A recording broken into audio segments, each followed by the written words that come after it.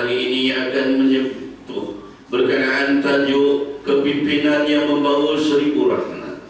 Sidang Jumaat yang dirahmati Allah sekalian, setiap daripada kalangan kita pada hakikatnya adalah pemimpin. Seorang suami adalah pemimpin bagi isteri dan ahli keluarganya. Seorang majikan juga digelar sebagai pemimpin kerana bertanggungjawab terhadap mereka yang bekerja di bawahnya.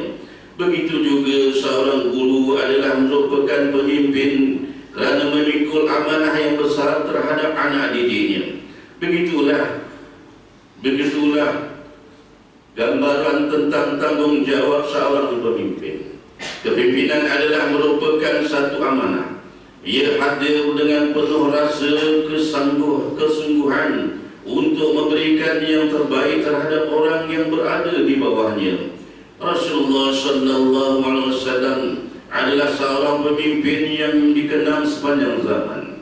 Walaupun baginda dilahirkan sebagai seorang yang yatim dan dibesarkan dalam keluarga yang sederhana, akan tetapi ilmu dan pengalaman telah membentuk kepribadian baginda. Ketika usia yang masih kecil, baginda telah dihantar ke perkampungan yakni Bani Sa'ad yang terpencil dan dibesarkan oleh ibu susunya yaitu Halimatus Sa'diyah. Sebagai seorang pemimpin yang hebat, baginda Nabi SAW belajar daripada adab yang tinggi dan teladan yang baik daripada sebuah perkampungan yang kecil. Allah Subhanahu wa Ta'ala mengingatkan manusia akan tanggungjawab seorang pemimpin itu menerusi firman-Nya dalam surah As-Sajdah ayat 24 yang dibacakan pada awal khutbah tadi yang bermaksud, dan kami jadikan antara mereka itu beberapa orang pemimpin yang membimbing kaum masing-masing kepada hukum agama kami, selagi mereka bersabar dalam menjalankan tugas itu dan mereka tetap meyakini ayat-ayat keterangan kami. Sidang Jumaat yang dirahmati Allah sekalian, sesungguhnya sekecil-kecil tanggungjawab memimpin itu adalah memimpin sikap dan diri kita sendiri. Tanggungjawab sebagai seorang pemimpin adalah menunaikan amanah yang telah diberikan oleh Allah Subhanahu wa Ta'ala dengan sebaik-baiknya. Oleh kerana itu, Allah Subhanahu wa Ta'ala memerintahkan manusia supaya menyerahkan amanah kepada mereka yang layak untuk memegang amanah tersebut. Sekiranya amanah itu diberikan kepada mereka yang tidak berhak, maka ia adalah salah satu daripada ciri-ciri sifat zalim. Allah Subhanahu wa Ta'ala mengingatkan hal tersebut di dalam Al-Quran menerusi surah An-Nisa ayat 58. A'udzu billahi minasyaitonir rajim. Innallaha ya'murukum an tu'addul amanati ila ahliha wa idza hakamtum bainan nasi an taqumu bil 'adl. Innallaha ni'ma ya'idukum bih. Innallaha sami'an basir. Sadaqallahu azim, yang bermaksud sesungguhnya Allah menyuruh kamu menyerahkan amanah kepada ahlinya yang berhak menerimanya, dan apabila kamu menetapkan hukum antara manusia, Allah menyuruh menghukum dengan adil. Sesungguhnya Allah dengan seluruhannya itu memberikan sebaik-baik pengajaran kepadamu. Sesungguhnya Allah Maha mendengar lagi Maha melihat. Ayat daripada surah An-Nisa ini merujuk kepada mereka yang memegang urusan orang-orang Muslim. Mereka tidak boleh menyeleweng amanah yang diberikan. Mereka juga tidak boleh mengambil sesuatu apapun daripada amanah yang itu tanpa izin daripada pemilik amanah tersebut. Sekiranya ingin menetapkan sesuatu hukum, maka hukuman itu perlu dilaksanakan dengan adil. Inilah yang diajar dan ditegaskan di dalam agama Islam. Di antara amanah yang sering dipandang kecil oleh manusia ialah amanah terhadap orang lain. Ianya termasuklah amanah seorang suami terhadap isterinya, amanah ibu bapa terhadap amanah majikan terhadap kebajikan pekerjanya, dan amanah seorang pemimpin terhadap rakyatnya. Sedarlah bahawa kesemua amanah ini akan disoal oleh Allah Subhanahu wa Ta'ala, sebagaimana yang diriwayatkan daripada Abdullah bin Umar radhiyallahu anhu bahawa Rasulullah sallallahu alaihi wasallam pernah bersabda yang bermaksud, sesungguhnya setiap daripada kalian ialah pemimpin, dan setiap daripada kalian bertanggungjawab terhadap apa yang dipimpinnya. Hadis riwayat Imam Al-Bukhari. Saudara-saudaraku kaum muslimin sekalian, Al-Quran menggambarkan kepada kita mengenai sikap kepimpinan yang ada pada Rasulullah sallallahu alaihi wasallam. Hal ini dijelaskan melalui firman Allah Subhanahu wa Ta'ala dalam surah At-Taubah ayat 128. A'udzu billahi minasyaitonir rajim. Laqad ja'akum rasulun min anfusikum 'azizun 'alaihi ma 'anittum harisun 'alaikum bil mu'minina raufur rahim. Shadaqallahul 'azim, yang bermaksud, sesungguhnya telah datang kepada kamu semua seorang rasul daripada kalangan kamu sendiri, yaitu Muhammad.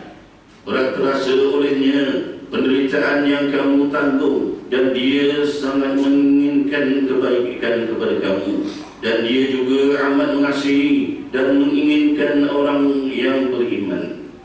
Melalui ayat ini Allah Subhanahu wa Ta'ala menggambarkan hal keadaan Rasulullah sallallahu alaihi wasallam sebagai seorang pemimpin melalui 4 perkara.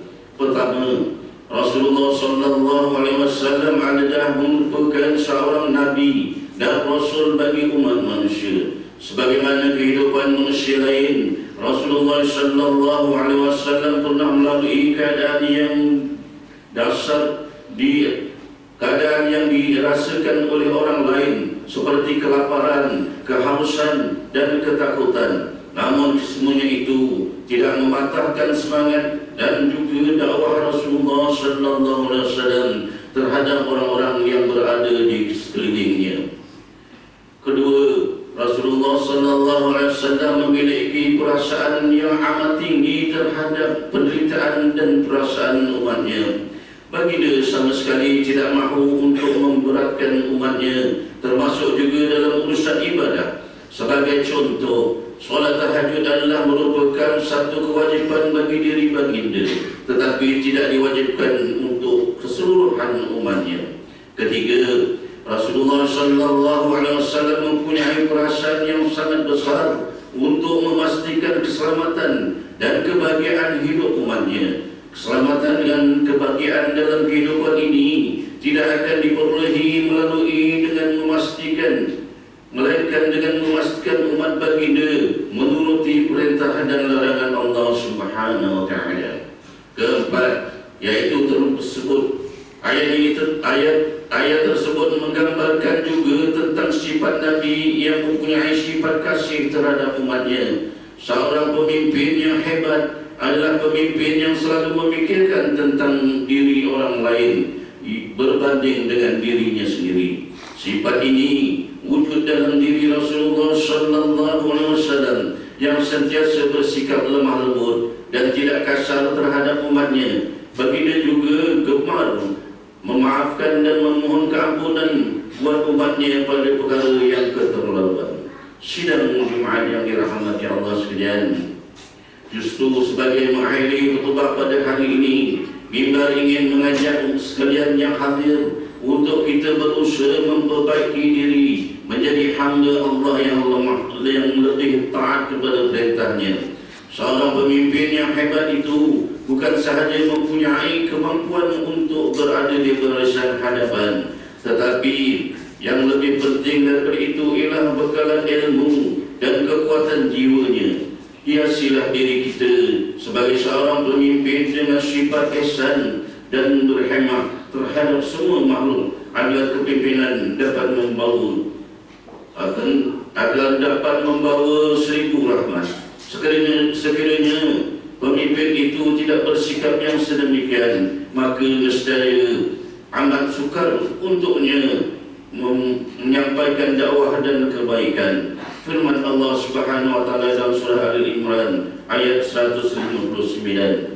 A'udzu billahi minasyaitonir rajim. Fabima rahmatin minallahi linnaka lahum walau kunta ghazzan ghalidhal qalbi lanfaddu min hawlik fa'fu 'anhum wastaghfir lahum washawirhum fil 'amr fa idza 'azamta fatawakkal 'ala Allah innallaha yuhibbul mutawakkilin. Shadaqallahul 'azim. Yang bermaksud, maka dengan sebab rahmat yang melimpah ruah daripada Allah kepadamu wahai Muhammad, kamu bersikap lemah lembut terhadap mereka, yakni sahabat-sahabat dan pengikutmu. Dan sekiranya kamu bersikap kasar lagi keras hati, tentulah mereka menjauhkan diri daripada sekelilingmu. Oleh itu, maafkanlah mereka mengenai kesalahan yang dilakukan oleh mereka terhadapmu, dan mohonkanlah keampunan bagi mereka, serta bermusyawarah dengan mereka dalam apa-apa urusan peperangan dan soal keduniaan. Kemudian apabila kamu telah berazam, maka bertawakallah kamu kepada Allah, maka sesungguhnya Allah mengasihi orang-orang yang bertawakal kepada-Nya. Barakallahu li wa lakum bil Qur'anil 'azim wa nafa'ani wa iyyakum bima fihi minal ayati wadh-dhikril hakim. Wa taqabbal minni wa minkum tilawatahu innahu was-sami'un 'alim. Aqulu qawli hadha wa astaghfirullaha al-'azim li wa lakum wa lisairil muslimina wal muslimat wal mu'minina wal mu'minat fastaghfiru fa ya fawzal mustaghfirin wa ya najatat taibin. Amin. Ya muwaffiqat ta'i'in waffiqna liqa'atika ajma'in wa tub 'alaina wa 'alal muslimin waghfir dhanba man yaqulu astaghfirullah